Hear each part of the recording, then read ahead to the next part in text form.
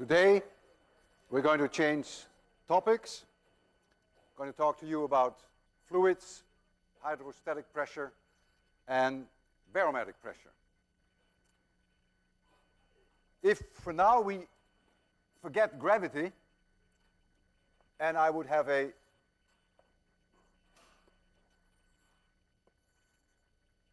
compartment closed off and filled with a fluid, could be either a gas or it could be a liquid.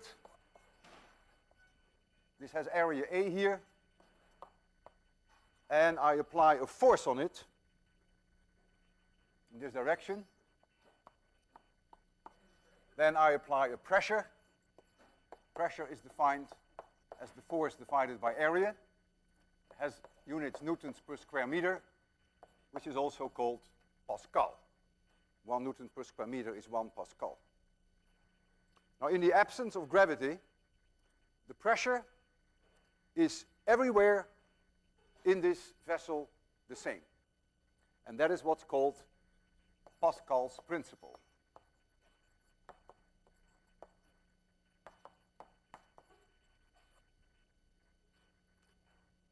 Pascal's principle says that the pressure applied to an enclosed fluid is transmitted undiminished to every point in the fluid and to the walls of the container.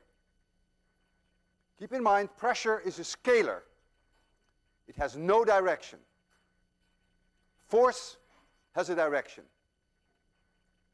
And the force exerted by the fluid on anything, therefore also on the wall, must be everywhere perpendicular to the wall. Because if there were any tangential component, then the fluid would start to move. Action equals minus reaction, so it starts to move. And we are talking here about a static fluid. So if I take any element, I take one here at the surface, a little element delta A, then the force must be perpendicular to that surface, delta F. And so delta F divided by delta A, in the limiting case for delta A goes to 0, is then that pressure P.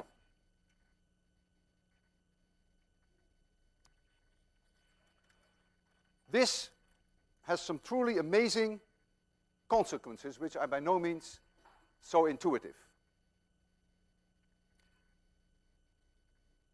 And this is the idea of an hydraulic jack.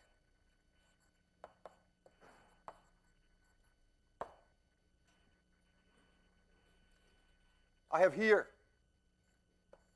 a vessel which has very peculiar shape.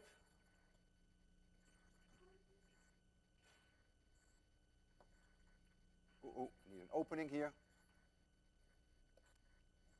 And let there be here a piston on it with area A1, and here one with area A2. It's filled with liquid everywhere, and I apply here a force F1, and here a force F2. So the pressure that I apply here is F1 divided by A1. So according to Pascal, everywhere in the fluid, that pressure must be the same.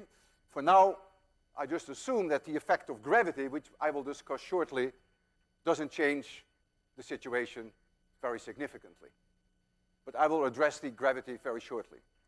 So the pressure then will be the same everywhere, but the pressure due to this side is F2 divided by A2. And so the two must be the same if the liquid is not moving. So what that means, if that is A2 over A1 were 100, it would mean that this force could be 100 times less than that one. In other words, I could put on here a weight, a mass of 10 kilograms, and here I could put 1,000 kilograms, and it would be completely in equilibrium. That's not so intuitive.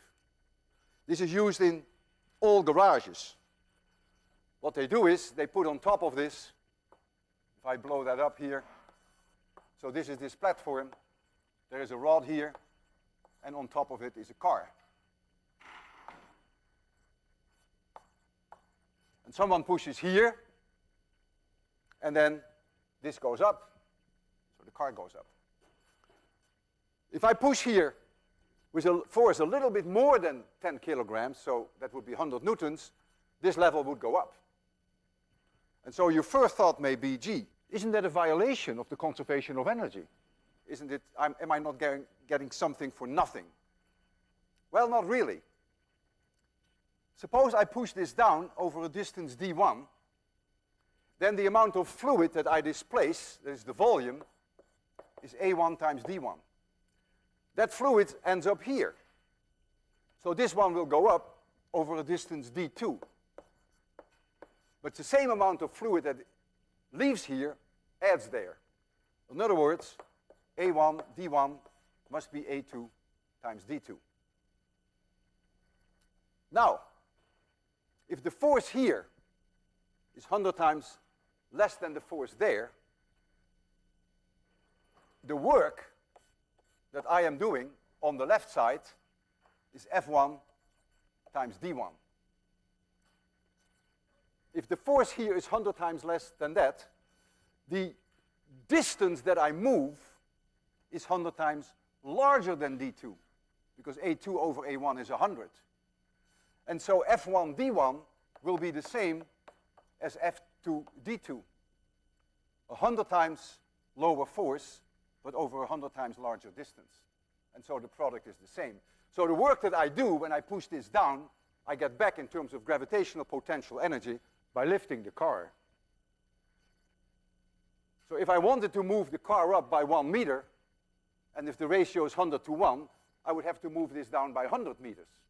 That's a little bit unpractical, so these hydraulic presses are designed in such a way that you can just jack it like that, and every time that you bring it up, that liquid flows back in again into this side of the hydraulic jack.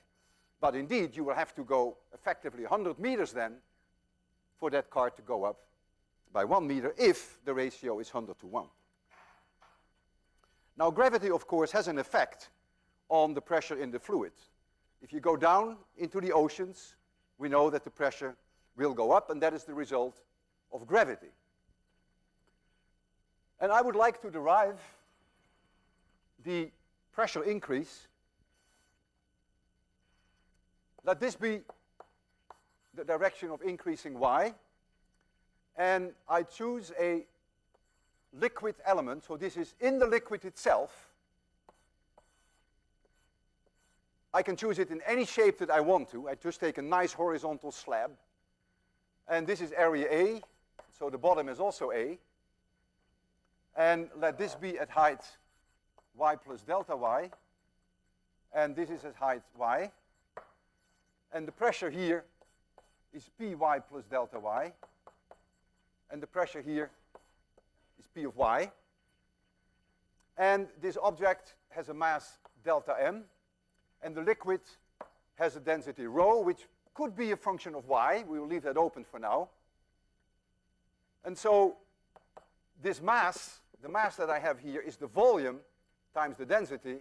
And the volume is A, is area, times delta y. And then times the density, which may be a function of y. So if now I put in all the forces at work here, there is gravity, which is delta m times g, in this direction. Then I have a force upwards due to the pressure of the fluid. That's what we want to evaluate. It's always perpendicular to the surfaces. We talked about that earlier. So in this side it comes in like this, and here it comes in like this, the force. From the bottom it comes in like this, and from the top I call this F2. I only consider the vertical direction because all forces in the horizontal plane will cancel for obvious reasons. So now there has to be equilibrium. This fluid element is not going anywhere, it's just sitting still in the fluid. And so I now have that F1, which is in this direction, minus F2, minus delta m g must be 0. Only then is the fluid element in static equilibrium. But F1 is this pressure times the area. So that is P at level y times the area. And F2 is P at level y plus delta y times the area, minus delta m is A delta y times rho, so I get minus A times delta y, which could be a function, rho could be a function of y times g, and that equals 0. Notice I lose my area. I'm going to rearrange this slightly and divide by delta y. And so I get that P at the level y plus delta y minus the pressure at level y divided by delta y equals, if I switch that around, so I bring this to the other side, equals minus rho y times g. And if I take the limiting case of this, for delta y goes to 0, then we would call this dp dy.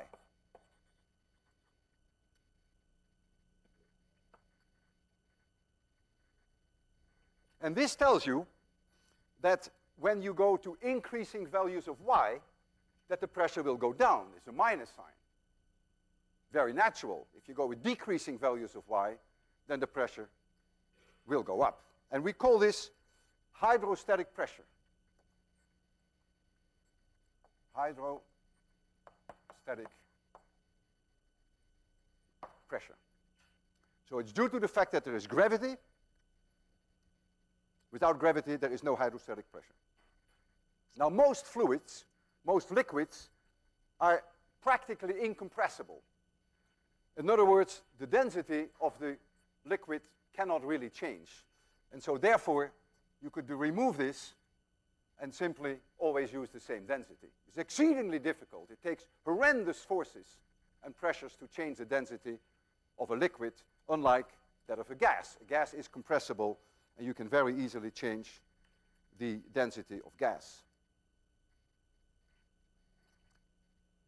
So liquid is incompressible if I have here a piston and I have here a liquid, and I put a force on here, it would be impossible for me to make that volume smaller, even by a fraction of a percent. That would be impossible. If this, however, were gas, then it would be very easy for me to push that in and to change the volume, make the small volume smaller, and thereby make the density of the gas go up. If I took a slash hammer and I would hit a plastic pillow, just bang, and the pillow was filled with air, it acts like a cushion, and I could squeeze it. If I hit the slash hammer on the marble floor, I could not squeeze it, and the force on the marble floor and on the hammer would be way higher, because I don't have this cushion action. If I take a paint can, and we have one here, we have two, and this paint can is filled to the brim with water, and another one is filled with air, and I hit it with a slash hammer, then this acts like a cushion. This one, however, doesn't want the volume to be decreased, so the force, like on the marble floor, will be way higher. But remember that force divided by area is pressure, and according to Pascal, that pressure propagates undiminished in the whole fluid. And so if I would shoot a bullet through here, then I get a huge force, extremely small area of the bullet, and so the pressure inside the liquid would go up enormously, and the can might explode, provided that it's really filled to the brim with water, because if there is air left, then you have this cushion action. Now, I don't remember whether there's air in here or whether there's air in there. I leave you to decide. So we'll fire a bullet from this side, and then we'll see which can explodes and which does not. And the one that doesn't is the one that has air in it, and the one that explodes has the water in it, provided that we really filled it to the brim. Oh boy, still something in there.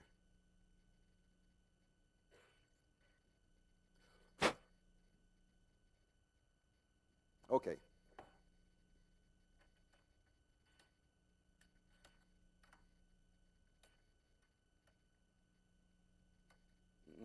I did something wrong, but that's okay.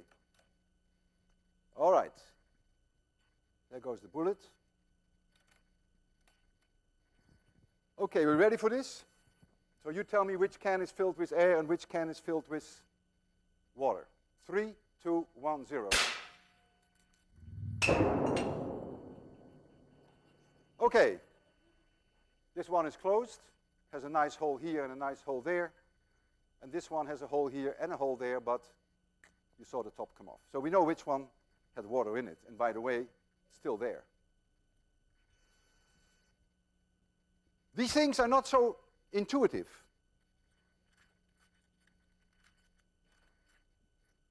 I will assume from now on that liquids are completely incompressible. In other words, I can now use this law that we have there and do a very simple integration. I have now dP, which I can integrate from some value P1 to P2. This is Y, level P2, level Y2, level Y1, pressure P1 in the liquid. And that equals now minus rho G dy, integrated from Y1 to Y2. So that's now a trivial integral because rho is constant. Rho is not a function of Y. With the atmosphere of the Earth, that's more difficult because rho is a function of altitude with the atmosphere, but not with liquids. And so we get that P2 minus P1 equals minus rho G times Y2 minus Y1. And this is called Pascal's law. I prefer to write it slightly differently, but it's the same thing. I write a plus sign here, so I switch these around.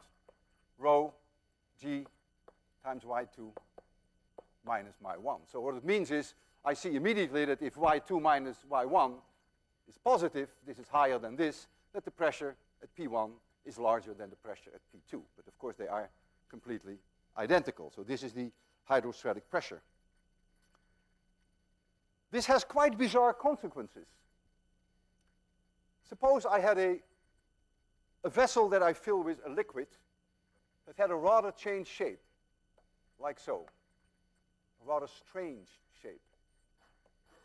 So I would fill it with liquid to this level. And the level here is Y2. And let's take the bottom of this vessel and call this Y1. And so inside here we have pressure P1, and right there we have pressure P2. Well, what Pascal is saying now is that the pressure here is everywhere the same, because Y2 minus Y1 is the same for all these points here. And so you will say, well, that is sort of intuitive. You will say, look, if I take here a column, a nicely cylindrical vertical column, which has area A, and I call this separation H for simplicity, then the weight of that column, so that's the weight of the liquid, would be the area times H, that's the volume, times the density of the liquid, rho, times G. And so you would say that's a force. The weight, the bottom here has to carry that weight. And so the pressure at the bottom is that weight divided by the area. So that is rho Hg. So you would say that's very clear. Yeah, maybe. But how about here? The pressure is the same. It couldn't be any different. If the pressure were different here, then the liquid would start to flow. But here you don't have that column H over you. You only have it here. And how about here? The consequence of Pascal's law is that if you had a vessel like this,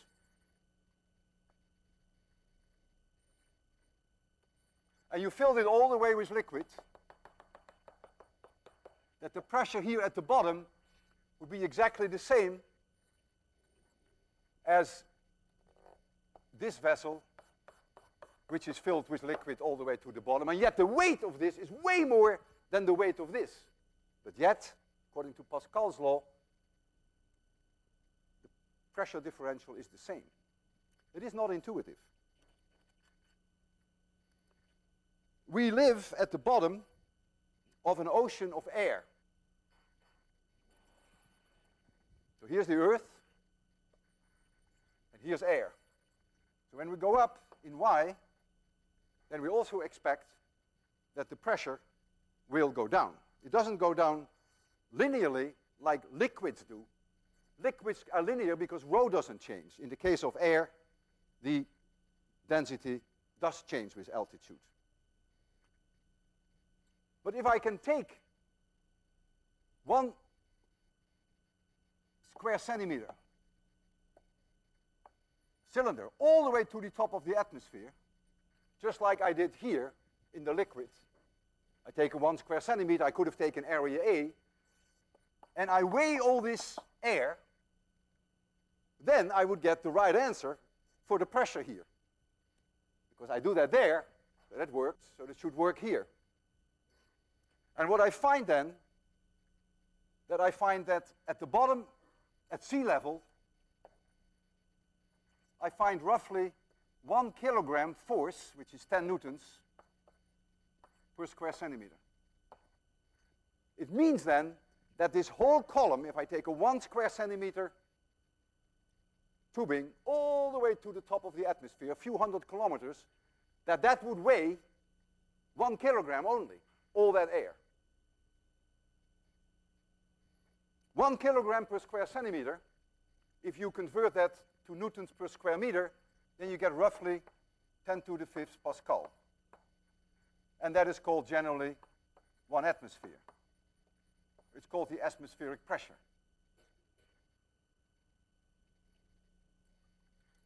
So the air pushes down on us, that gives us the atmospheric pressure, not unlike the way that liquid pushes down because of its weight and increased pressure as you go down. This atmospheric pressure is also often called barometric pressure.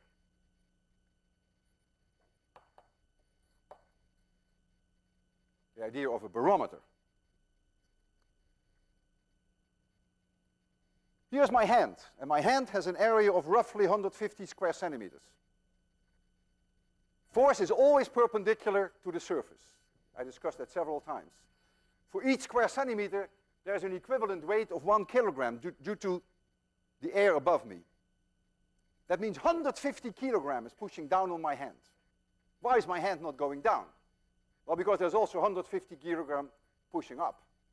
And so I feel very comfortable. I don't even notice it, that there is this huge force in this direction and this huge force in that direction. So how can I measure this atmospheric pressure if I can't feel it? The way that you can measure it is by the following experiment. You take liquid and you put a hose in the liquid, as I will do very shortly. This is cranberry juice and this is the hose. And we're going to immerse the hose completely into that liquid so that it's completely filled with the liquid. And then we lift it out, and as we lift it out, we will see that the liquid will stay there. It's a barometric pressure, it's pushing it in. And I pull it out and pull it out and pull it out and pull it out, and there comes a time that it will not stay in there anymore. So it's way down there now, the vessel, and that it lets go. And this is now empty. And here is the liquid. And this is a way that we can measure the barometric pressure, and I will show you shortly how that works. But let me first convince you that if I let all this cranberry juice inside the tubing that I have, I put my finger on top of the tubing and I lift it out, notice that the cranberry juice stays there. It's not running down. It's only when I take my finger off the top, then it goes down. But as long as I hold my finger on the top, it isn't going down. If my hose were long enough, and we will know shortly how long, turns out to be more than 10 meters, then we would see the cranberry break loose from the top. And this is a way that you can measure the atmospheric pressure, and I will now be more quantitative about that. I will leave this equation because I like that equation. So imagine that we have this experiment, which in the old days wasn't done with plastic hoses, which was done with glass tubes. And suppose I end up here with liquid, and here with such a tube, and that the liquid had broken, so it's empty here, and here is the liquid. This is Y1. This is Y2. This is the pressure P1. And right inside here is the pressure P2, which is 0, because it's empty. There's nothing. A little bit of vapor pressure, but that's very small. And so this distance here, let that be h. And so now what is the pressure here at P1, which of course is the barometric pressure? It's just exposed to the atmosphere.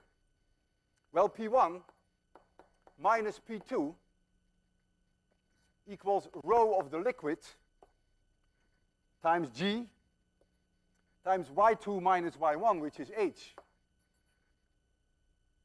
But P2 is 0.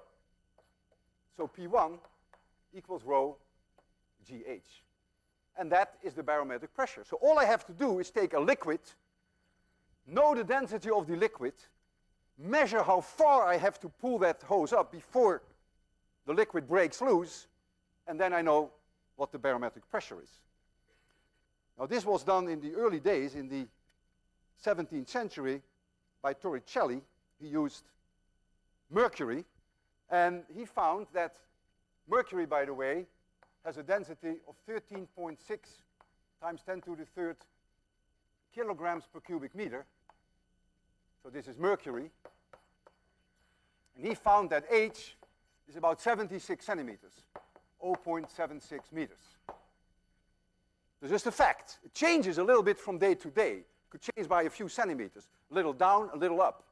If it's up, the barometric pressure is higher than when it's down. And so the barometric pressure, P1, is then 13.6 times 10 to the third times G, for which I will take 10. And the height is 0.76. And that is 1.03 times 10 to the fifth Pascal, which comes very close to the 1 kilogram force per square centimeter that I mentioned to you earlier. 1 atmosphere's pressure is defined in a very special way, in a very precise way, namely that it is exactly the pressure when the column here is 760 millimeters of mercury. Then we call the pressure here, that's the definition, 1 atmosphere. Now you can do the same experiment with water, or as we try to do it with cranberry juice. The density of water is 13.6 times lower than that of mercury, so the column has to be 13.6 times higher than 76 centimeters, which is about 10 meters.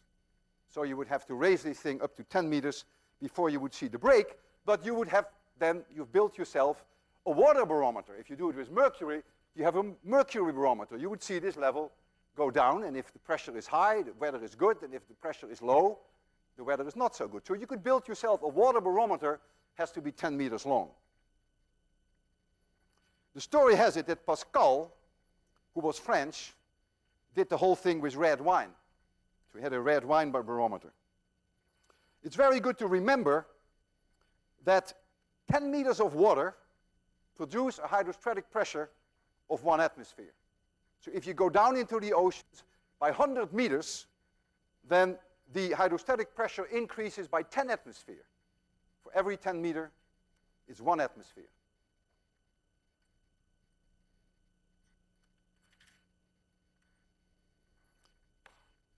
Cornelius van Drebel, and I know how to pronounce that name because I'm Dutch. He was a Dutch inventor, is usually credited with building the first submarine in the very early 17th century, around 1622.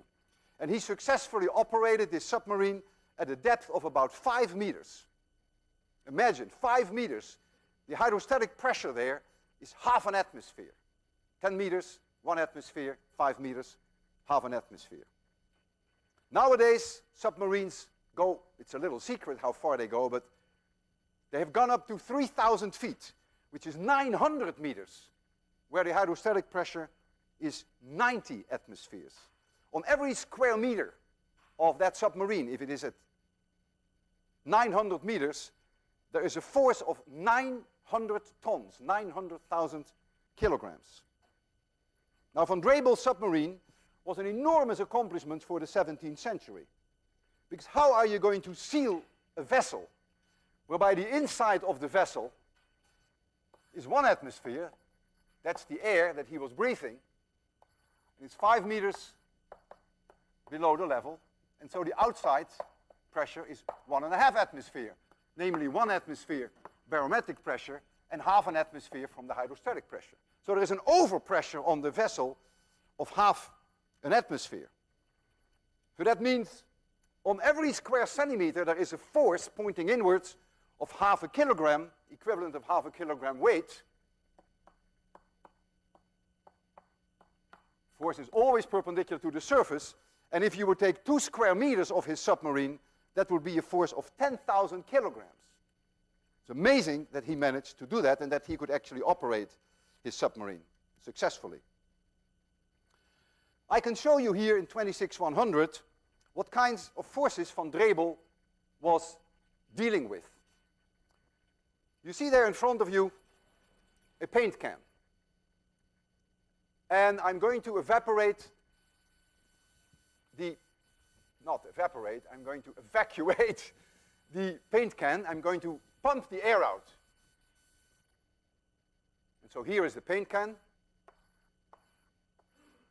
about 25 centimeters by 15. And so there's equilibrium. There's 1 atmosphere outside, 1 atmosphere inside. Paint can is happy.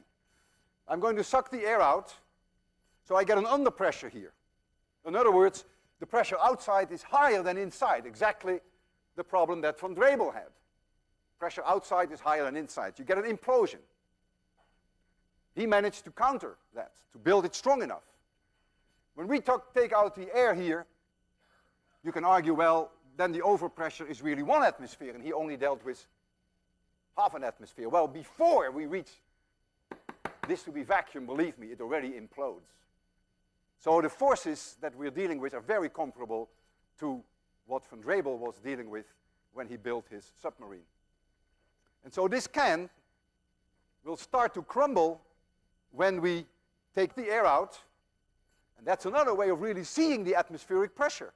So I take the pressure out on the inside, and the can will literally be squeezed because of the ocean of air that is hanging on us and is pushing down on us. Okay. It has to be properly sealed, which is always a bit of a problem. And so I have here a vacuum pump, and let's pump on it. You can already hear the crushing. The force on the front cover alone, this is 375 square centimeters.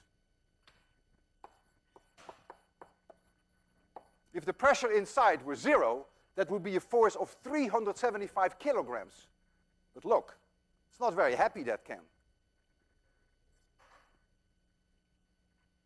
And these are the kind of forces very comparable to what von Drebel was dealing with in the 17th century, and he was able to even operate his submarine under these forces without collapse.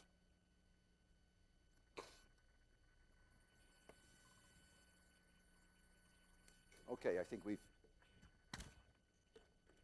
You want to take this as a souvenir? Oh no, I can't give that to you. We have to first take this off. But you can pick it up later.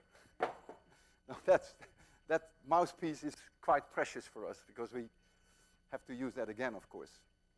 So you see what a tremendous forces are at stake when you deal with barometric pressure. If you go scuba diving, you go to a depth of 10 meters. Could you stick a tube in your mouth, which could go all the way to the surface, and could you breathe? Well, there's no way. If you're here,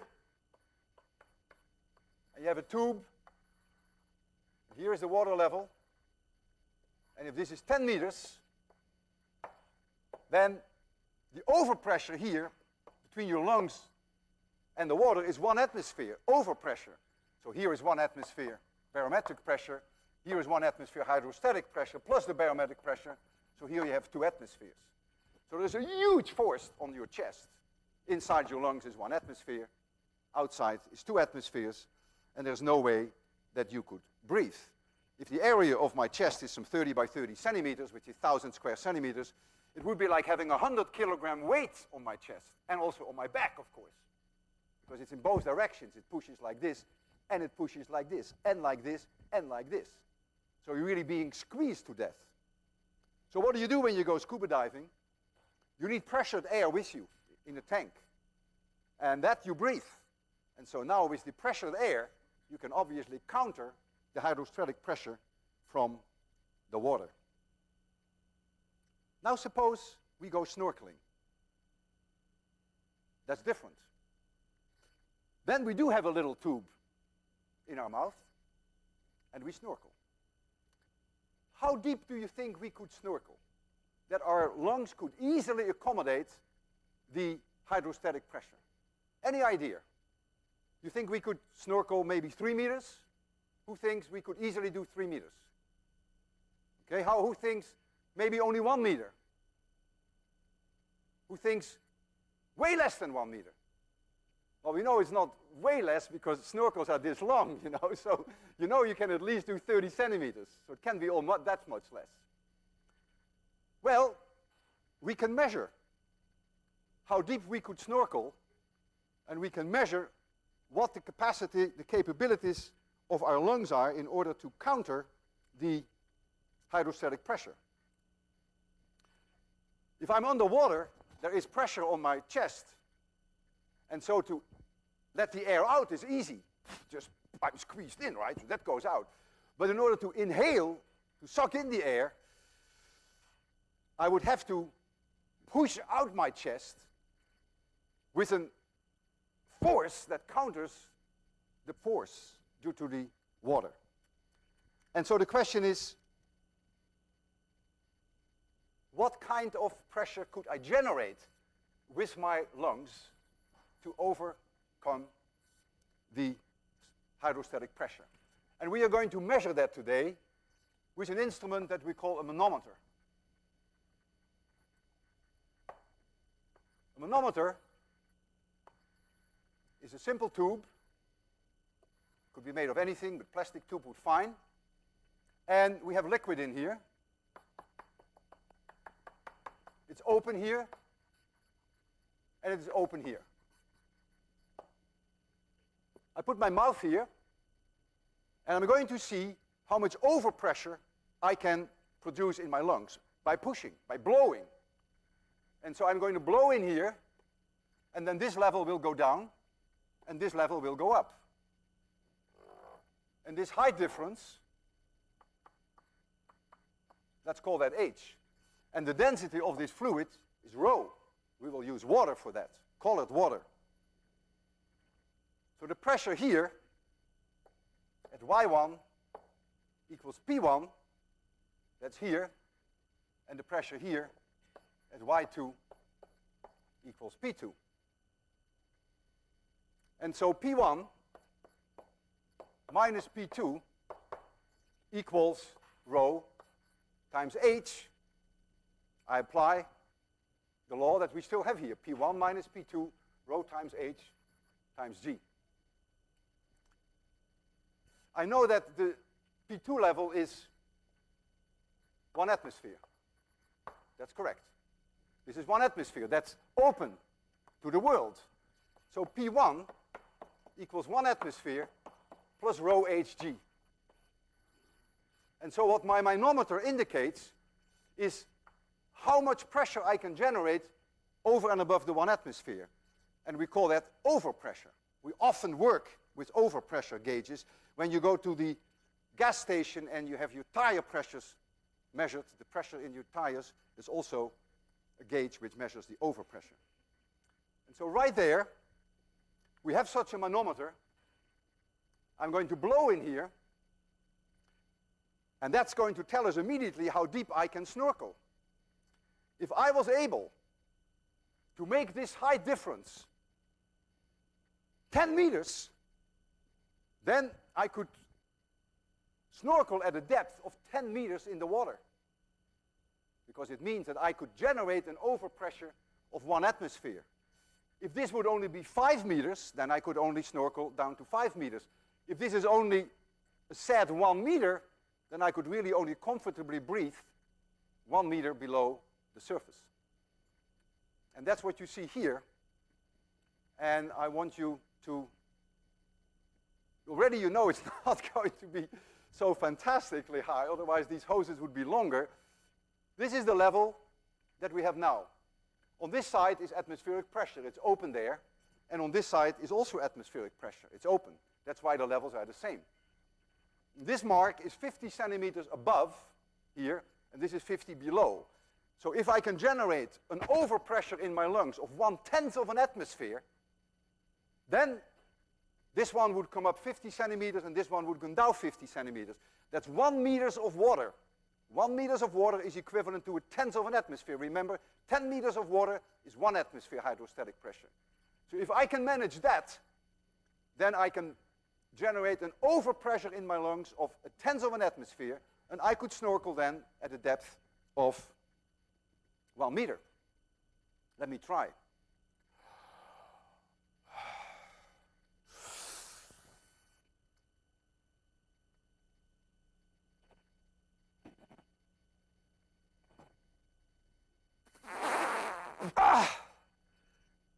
A meter is impossible.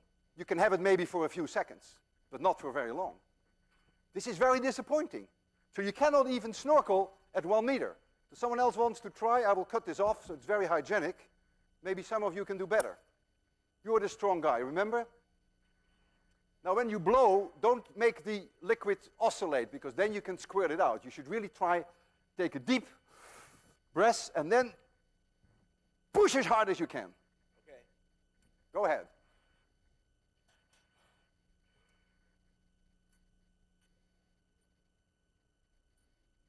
Strong man. You were about 1 meter and 20 centimeters. This is great. Terrific. How about sucking air?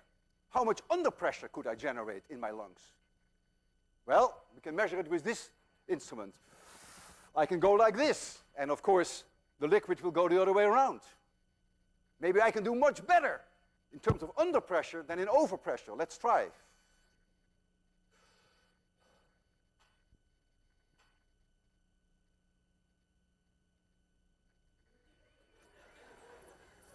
About the same. A lousy 1 meter. When you're underwater, it's never a problem to let air out, because due to the hydrostatic pressure, there is a force on your chest, so letting the air out is easy. The problem is to expand your lungs again, to raise your chest. That means the problem is that you can't suck in the air. And so it's really the second experiment that I did that determines how deep you can snorkel underwater. And we found that it's about 1 meter. So it's not the blowing out, but it is the sucking in. And so, this weekend, and this is a true story, I said to myself, gee, suppose I see someone from the second floor, I look down, someone on the first floor, having a great glass of juice or wine or whatever, beer, and I would like to steal that by sucking it up with a straw. Could I do that? And the idea would then being, I would be standing here, person being unaware of this glass down here with some great stuff in it. This would be my straw, and I would just suck it up. And I decided over the weekend that the straw could not be much longer than about that 1 meter that you just saw. That's the under pressure. In fact, when you go to supermarkets and you buy yourself this stuff for kids, you know that this can be done. You can suck up at least, this is maybe 40, 50 centimeters. That you should be able to do, otherwise they wouldn't sell them. But I didn't think that I could do much more than 1 meter. And so I went to the supermarket and I bought myself a hose. And I bought the hose to be 2 meters.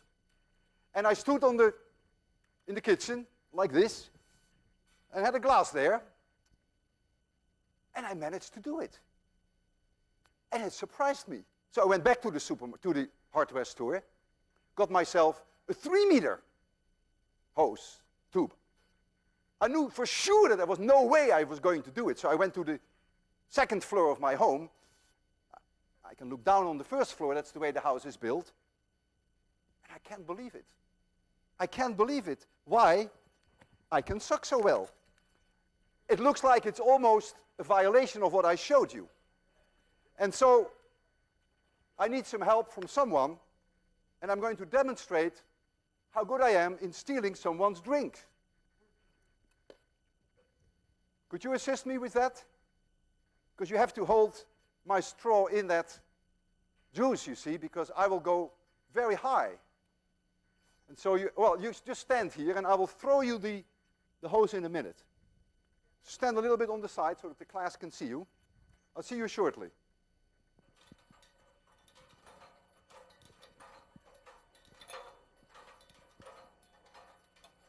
Hello. Okay, here's my straw. Can you put it in there? Now, as I'm going to try to get this liquid up to me, I want you to think about why I can do that, whereas there I could only do 1 meter. There is something very special. There's no way that in my lungs, this is 5 meters almost, there's no way that I could have half an atmosphere under pressure in my lungs. That is not possible. So somehow I don't do it with my lungs. And maybe I won't even make it in the first place. I can't talk when I do it. I cannot talk. There we go.